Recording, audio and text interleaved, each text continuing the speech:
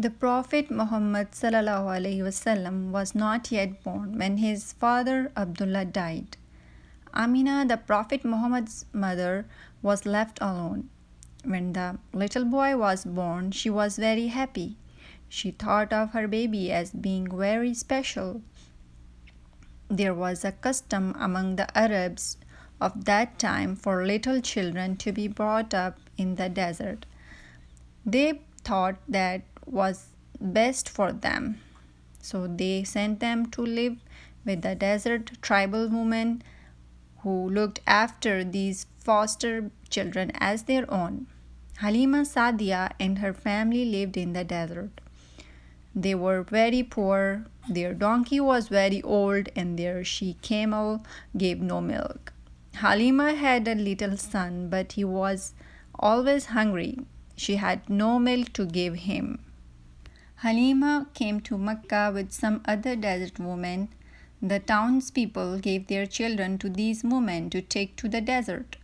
The Prophet Muhammad's grandfather, Abdul Muttalib, was also looking for a nurse for his grandson. But the desert woman did not want to take little nurse for his grandson. But the desert woman did not want to take little Muhammad Sallallahu Alaihi Wasallam. They thought he is an orphan. His grandfather and his mother have nothing. It was already evening and Halima had no found any child to take with her. So she said to her husband, "Let me take that orphan boy with me.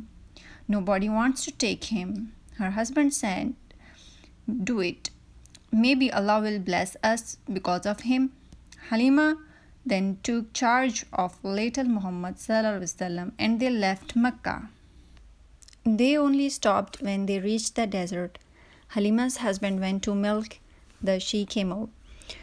He cried in surprise, "The she camel has lots of milk." All of them drank the milk and then happily went to sleep.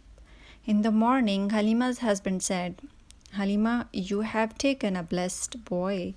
Halima's friends were surprised at how Halima's camel was now giving lots of milk, and Halima's old donkey started being able to walk very fast.